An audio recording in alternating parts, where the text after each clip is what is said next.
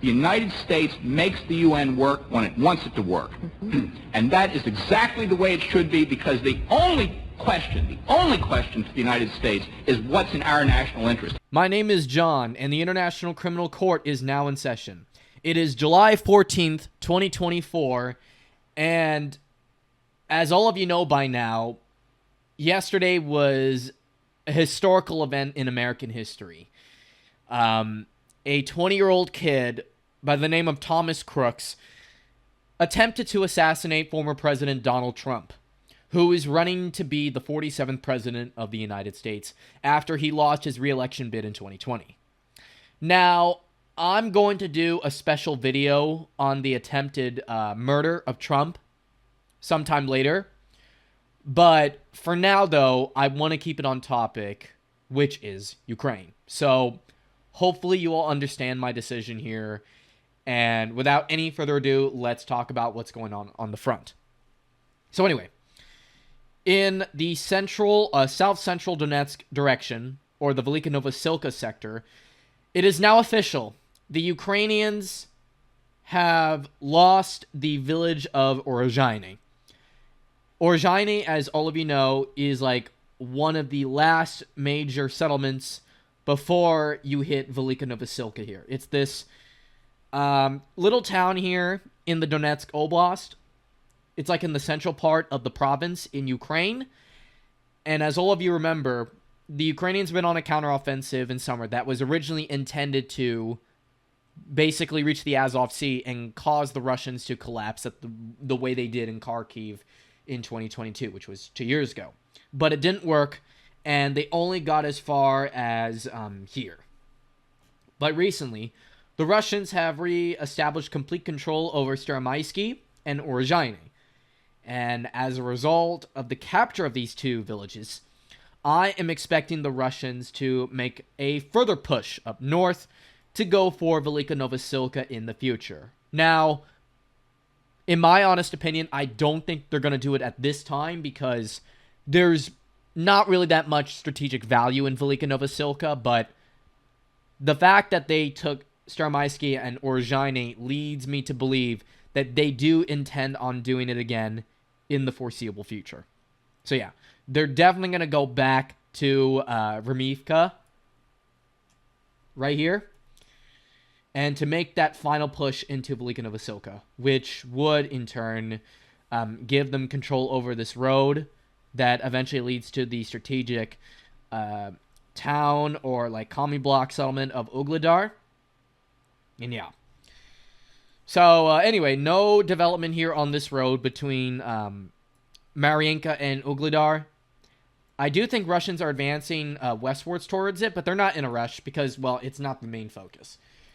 Now, in the Krasnogorivka direction, the Russians have now taken complete control over these commie blocks here, including the hospital. The Russians are advancing in the houses here in the suburbs, and it seems to be all but inevitable at this point that the Russians are going to establish complete control over Krasnogorivka. Now, even though Ukrainians have done a little counteroffensive here, it's too little, too late. The Russians are going to take over Krasnogorivka, and when it happens, as I said many times in previous videos, the Ukrainians will have a much more difficult time in trying to hit Russian military positions in Donetsk city. So, yeah, people in Donetsk itself are going to be able to sleep easier at night, though I'm still expecting them to strike the city with, like, HIMARS, F-16s, Storm Shadows, and ATACMS missiles. So, yeah, they'll find a way, but it's not going to be as common as it used to be, like back in the day between 2015 or 2014 and 2023, for instance. But their days in the outskirts of Donetsk city are coming to an end. Now, the next area we'll talk about is the Avdiivka front. Or should I say the soon-to-be Pokrovsk front. The Russians are advancing from Yasno-Brodivka, and also they are currently fighting and contesting right now for the village of Novoselivka Persha, which is right here. Now, as far as I'm concerned, SOFA General Staff and a few other mappers have already painted around half of the village in favor of the Russians. And this is most likely due to the fact that the Ukrainians have withdrawn already from Novoselivka, Persia. And because of that, I don't really expect that much of a fight for this village, honestly. I don't think it's going to take too long. And when it falls, then we can then start talking about the transformation of the Avdiivka front into the Pokrovsk front. The Russians are reportedly also making progress towards the village of Perez here and Vovchi, which would then effectively get them even closer to Pokrovsk. They're literally getting closer, like, every day. And the Russians have also reportedly have started their attack on this village here, Zanivka. Yeah. And after they take this, which I'm expecting them to do very soon, they're then going to have direct access to this road right here, which will cut off the supplies, like main supply route between Konstantinivka and Pokrovsk. And the Russians will effectively get closer and closer, not just to the city and its suburbs, but they're also getting closer to Dnipropetrovsk Oblast in southern Ukraine. But yeah. So yeah, the Russians are advancing on the Avdiivka front, getting closer to forming the Pokrovsk front. And next up, we got the New York/Toretsk front. Now, as all of you know by now, the Russians have basically dealt a major blow to the Ukrainians in this area. The Russians now control more than around 30% of New York. They just took, almost without a fight, the commie blocks here. It is absolutely not looking good for the Ukrainians in New York. And what's worse is that in the Toretsk direction, the Russians have advanced into the town of Zalizhny, right here. They're already getting closer to the Citadel area here as well. And the Russians are also advancing in the direction of Pivnichny as well, and Druzhba. There hasn't really been much going on in this area for a while now, but don't be surprised if we hear more news of major breakthroughs coming, because as soon as the Russians take control of the Citadel area, along with this little mini hill here and the industrial zone, basically everything here, and perhaps Druzhba and this area of Pivnichny here, will easily fall to Russia. And Zalizhny too. And so, like, once these three settlements here fall, then the battle for New York will effectively not only be decided, but the battle for Toretsk proper will begin, and it's going to favor the Russians quite well, if you ask me. Russians have also advanced southwestwards of Klishivka, but that's pretty much it. They're basically just trying to cement their control over it, like consolidating control. Nothing going on in the direction of Chasiv Yar, though Russians, I bet, are preparing on how to cross the Donbas Canal, so keep an eye on that. And then in the Siversk direction, Russians are advancing in this area here. They're trying to advance towards Vimka and north of Rozdulivka, but that's about it. Ukrainians have even attempted a counteroffensive in this area, and they're doing quite well here, though I honestly don't know if they're really trying to really accomplish anything serious other than maybe to make a point. I don't know. It just reeks of PR, in my opinion, for the Ukrainians. Azov is like one of their last great performing units or assault groups that hasn't been completely cooked yet within the Kharkiv Oblast. And speaking of Kharkiv, let's go to Kupiansk front right now. So, the Russians are reportedly advancing